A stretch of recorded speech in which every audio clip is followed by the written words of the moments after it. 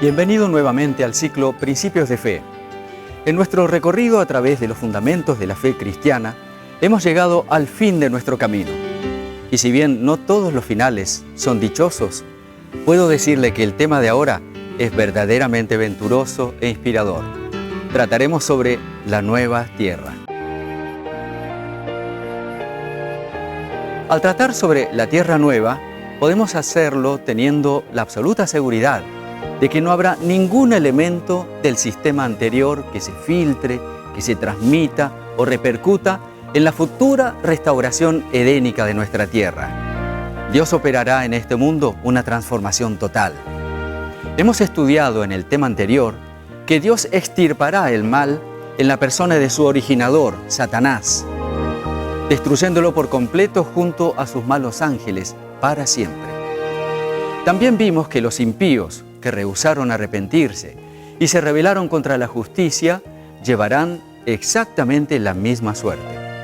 Y finalmente, la palabra de Dios nos declara que el peor enemigo del hombre, la muerte, será totalmente destruida. Recién en ese punto, las condiciones estarán dadas para ofrecer seguridad eterna a todos los redimidos, no antes.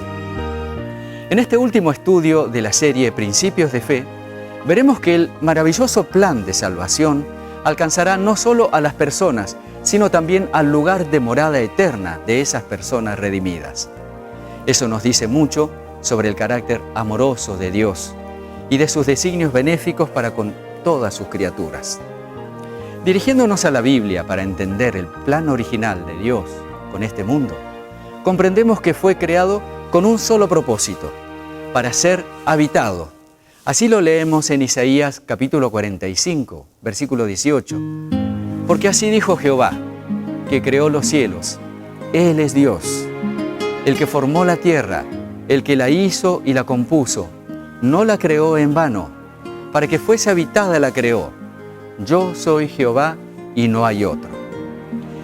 Después de que Dios dotó la tierra de abundantes recursos, en un equilibrio perfecto de todos sus sistemas, para mantener la vida humana, la dio al hombre con el propósito de que la administrara de modo sustentable, a fin de que su formidable caudal de riquezas le proporcionara los medios adecuados a su desarrollo pleno y total. De manera muy clara, Dios marcó que la tierra sería la jurisdicción que le correspondería al hombre. Leemos en Salmo capítulo 115, versículo 16. Los cielos son los cielos de Jehová, y ha dado la tierra a los hijos de los hombres. Las Sagradas Escrituras nos enseñan que el Creador otorgó el legítimo señorío de la tierra al ser que había creado en ese momento. En Salmo capítulo 8, versículo 6, leemos: Le hiciste señorear sobre las obras de tus manos, todo lo pusiste debajo de sus pies. Lamentablemente, bien pronto, las condiciones originales de su posesión sufrieron un drástico cambio a partir de un desafortunado ejercicio de su dominio. Bajo Dios, Adán había de estar a la cabeza de la familia terrenal para mantener los principios de la familia celestial. Esto habría producido paz y felicidad, pero Satanás estaba resuelto a oponerse a la ley de que nadie vive para sí. Él deseaba vivir para sí mismo y trató de crearse un centro de influencia. Fue esto lo que incitó la rebelión en el cielo, y fue la aceptación de este principio egoísta por el hombre lo que trajo el pecado a esta tierra. Cuando Adán pecó, el hombre se separó del centro ordenado por el cielo. Un demonio vino a ser el poder central del mundo. Donde debiera haber estado el trono de Dios, Satanás colocó su trono. La clave de la pérdida de derechos por parte del hombre es que él hizo una entrega voluntaria de sus derechos al haber elegido conscientemente acatar la voluntad del tentador y no la de Dios. La Biblia así lo expresa en 2 de Pedro capítulo 2, versículo 19. Porque el que es vencido por alguno es hecho esclavo del que lo venció. La diseminación de la desgracia fue inmediata. La condición pecadora y mortal fue transmitida a toda la humanidad en forma muy rápida y sin excepción. Por tanto, como el pecado entró en el mundo por un hombre y por el pecado la muerte, así la muerte pasó a todos los hombres por cuanto todos pecaron. Podemos ver que esa realidad fue jactanciosamente señalada por Satanás cuando tuvo la osadía de tentar a Jesús a pecar. Leemos en San Lucas capítulo 4, versículos 5 y 6. Y le llevó el diablo a un alto monte y le mostró en un momento todos los reinos de la tierra. Y le dijo el diablo: a ti te daré toda esta potestad y la gloria de ellos, porque a mí me ha sido entregada y a quien quiero la doy. Pero Jesús no se dejó seducir por el enemigo. En el mismo punto en que Adán había fallado, Él triunfó para recuperar el derecho perdido por aquel. Observe las hermosas promesas de restauración del señorío original que encontramos en Miqueas capítulo 4, versículo 8. Dice así: y tú, oh torre del rebaño, fortaleza de la hija de Sión, hasta ti vendrá el señorío primero, el reino de la hija de Jerusalén. La restauración de la propiedad original del hombre fue siempre el propósito de Dios. En la época patriarcal, por ejemplo, lo dio a conocer a la humanidad a través de la experiencia de Abraham. Cuando éste se encontraba en Canaán, la tierra prometida, Dios le dio este mensaje. Vamos a leerlo en la palabra de Dios. Y Jehová dijo a Abraham, después que Lot se apartó de él: alza ahora tus ojos y mira desde el lugar donde estás hacia el norte y el sur, y al oriente y al occidente, porque toda la tierra que ves la daré a ti y a tu descendencia para siempre. Esto está escrito en Génesis capítulo 13, versículos 14 y 15. De esta manera vemos que Dios estaba haciendo una maravillosa revelación de su plan de restauración. El apóstol Pablo interpretó esa revelación divina y nos la transmitió de esta manera en Romanos capítulo 4, versículo 13. Vamos a leer la palabra de Dios. Porque no por la ley fue dada a Abraham o a su descendencia la promesa de que sería heredero del mundo, sino por la justicia de la fe. Note que aquí se lo reconoce como heredero no meramente de una región, sino del mundo completo. Y se indica que lo que le dio ese derecho de propiedad fue la justicia de la fe. Ahora nos preguntamos, ¿será que Abraham recibió realmente la herencia de la tierra mientras vivió en Canaán? Sorpréndase, la Biblia revela que no la recibió, ni aún para asentar un pie, pero le prometió que se la daría en posesión y a su descendencia después de él, cuando él aún no tenía hijo. Esto es lo que nos dice los Hechos capítulo 7, versículo 5. Pero eso no constituye un alejamiento del plan de Dios, en absoluto. Al contrario, la clave está en que Abraham comprendió que Dios se refería a la recuperación de la herencia que Adán había perdido. Note cómo lo expresa la palabra de Dios en el libro de Hebreos capítulo 11, versículos 8 al 10. Vamos a leer este texto inspirado.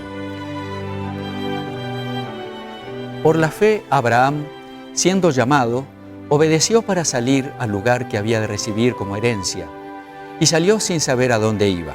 Por la fe habitó como extranjero en la tierra prometida, como en tierra ajena, morando en tiendas con Isaac y Jacob, coherederos de la misma promesa, porque esperaba la ciudad que tiene fundamentos, cuyo arquitecto y constructor es Dios. ¿Qué modificaciones necesitará tener esta tierra para que pueda realmente ser la morada eterna de los salvados? Recordando lo visto en el estudio sobre el milenio, los santos reinarán como reyes y sacerdotes. ¿Recuerda que estudiamos esto? Ellos estarán reinando con Jesús por 1000 años en el cielo.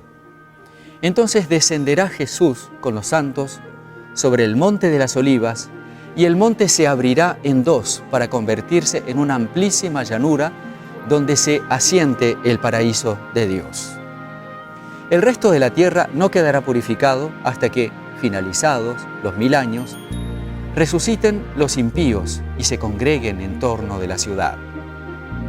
Los pies de los malvados nunca profanarán la tierra renovada. Del cielo, habíamos estudiado, descenderá fuego de Dios para devorarlos y quemarlos de raíz y de rama. Ahora notamos que ese mismo fuego que devore a los malvados continuará purificando toda la tierra. Así nos lo dice en 2 de Pedro, capítulo 3, versículo 10. Pero el día del Señor vendrá como ladrón en la noche, en el cual los cielos pasarán con gran estruendo y los elementos ardiendo serán deshechos, y la tierra y las obras que en ella hay serán quemadas. Después de esta gran conflagración, surgirá la tierra renovada. En 2 de Pedro capítulo 3, versículo 13, leemos: pero nosotros esperamos, según su promesa, cielos nuevos y tierra nueva, en los cuales mora la justicia. Cielos nuevos y tierra nueva. Se le mostró en visión al apóstol Juan el amado, y está registrado en Apocalipsis capítulo 21, 1, lo siguiente: vi un cielo nuevo y una tierra nueva, porque el primer cielo y la primera tierra pasaron, y el mar ya no existía más. Y el profeta Isaías había anticipado la revelación de que las condiciones que reinarán en la tierra renovada serían las siguientes. Este es un texto muy interesante que lo invito a considerar con mucha atención. Isaías capítulo 65, versículos 21 al 23. No edificarán para que otro habite, ni plantarán para que otro coma, porque según los días de los árboles serán los días de mi pueblo, y mis escogidos disfrutarán la obra de sus manos. No trabajarán en vano, ni darán a luz para maldición, porque son linaje de los benditos de Jehová, y sus descendientes con ellos. También en Isaías capítulo 65, versículo 25, leemos: el lobo y el cordero estarán apacentando juntos, y el león comerá paja como el buey, y el polvo será el alimento de la serpiente. No afligirán ni harán mal en todo mi santo monte, dijo Jehová.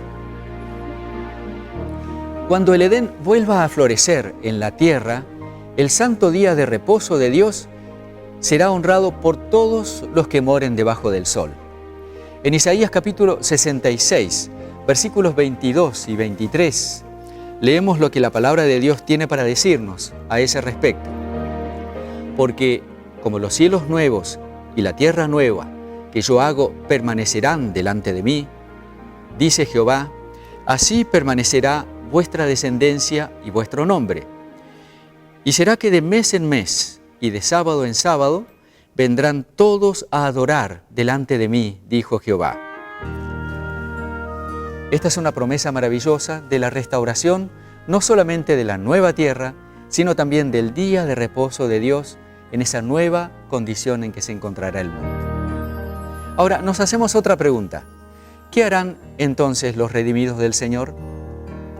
En Isaías capítulo 35, versículo 10, leemos: y los redimidos de Jehová volverán y vendrán a Sión con alegría, y gozo perpetuo será sobre sus cabezas, y tendrán gozo y alegría, huirán la tristeza y el gemido. No solo el ser humano, sino también la tierra había caído por el pecado bajo el dominio del maligno y debía ser restaurada mediante el plan de la redención. Al ser creado, Adán recibió el señorío de la tierra, pero al ceder a la tentación, cayó bajo el poder de Satanás.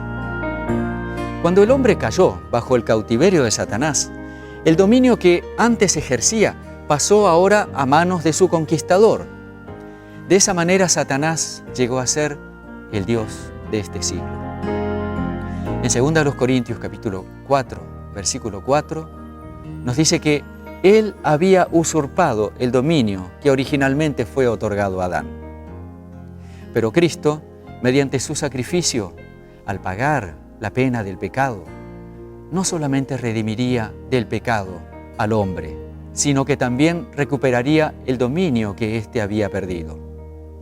Todo lo que perdió el primer Adán será recuperado por el segundo Adán. Dios creó la tierra para que fuese la morada de los seres santos y felices. Ese propósito sería cumplido cuando sea libertada del pecado y del dolor. Entonces se convertiría en la morada eterna de los redimidos. Dice en Salmo capítulo 37, versículo 29. Los justos heredarán la tierra y vivirán para siempre en ella. Aún en el Apocalipsis dice, y no habrá más maldición. El trono de Dios y del Cordero estará en ella, y sus siervos le servirán. Esto está escrito en Apocalipsis capítulo 22, versículo 3. En la Biblia se llama la herencia de los bienaventurados una patria. Allí conduce el divino pastor a su rebaño a los manantiales de aguas vivas. El árbol de la vida da su fruto cada mes, y las hojas de ese mismo árbol son para el servicio de las naciones. Allí hay corrientes que emanan eternamente, claras como el cristal, al lado de las cuales se mecen árboles que echan su sombra sobre los senderos preparados para los redimidos del Señor. Allí las vastas llanuras alternan con bellísimas colinas, y las montañas de Dios elevan sus majestuosas cumbres. En aquellas pacíficas llanuras, al borde de aquellas corrientes vivas, es donde el pueblo de Dios, que por tanto tiempo anduvo peregrino y errante, encontrará un hogar de paz. Incontables millones de creyentes tuvieron que conformarse con solamente ver de lejos la promesa de la restauración del Edén. Pero en este último tiempo tenemos el privilegio de poder ver su realización. Es verdaderamente conmovedor leer sobre su experiencia. Hebreos capítulo 11, versículo 39, dice lo siguiente: y todos estos, aunque alcanzaron buen testimonio mediante la fe, no recibieron lo prometido, proveyendo Dios alguna cosa mejor para nosotros, para que no fuesen ellos perfeccionados aparte de nosotros. La buena noticia que quiero transmitirle en esta ocasión es que ese derecho de posesión de esa tierra bienaventurada y maravillosa está disponible para todos los que acepten la fe de Jesús y le permitan renovar sus vidas. En Salmo capítulo 37, versículo 9 y 10, dice lo siguiente: porque los malignos serán destruidos, pero los que esperan en Jehová, ellos heredarán la tierra. Pues de aquí a poco no existirá el malo, observará su lugar y no estará allí. Pero los mansos heredarán la tierra y se recrearán con abundancia de paz. Quiero decirle que usted se ha puesto en contacto con los principios transformadores de vidas. Si los ha comprendido, si los ha recibido en el alma, ya están operando en usted. Permítame decirle que a medida que usted se siente diariamente a los pies de Jesús y lo acepte como su seguridad de vida eterna, experimentará lo que no puede explicarse con palabras: el nuevo nacimiento. En 2 Corintios capítulo 5, versículo 17, leemos lo siguiente: de modo que si alguno está en Cristo, nueva criatura es. Las cosas viejas pasaron, y aquí todas son hechas nuevas. A medida que usted se someta a su control, el Salvador alejará sus pensamientos y acciones de este mundo. Y aunque otros no puedan comprender su experiencia, comenzará a ver que ya no vive usted para el yo, sino para aquel que dio su vida por usted. Lo invito a orar.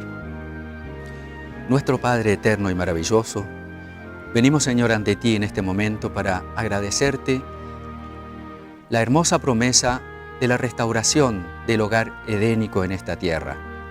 Gracias, Señor, por permitirnos a través de la fe, tener la seguridad de que por tu justicia y por tu ayuda podremos obtener esa herencia que Adán había perdido.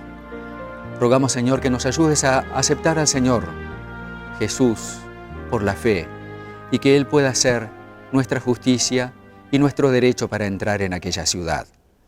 En el nombre de Jesús. Amén.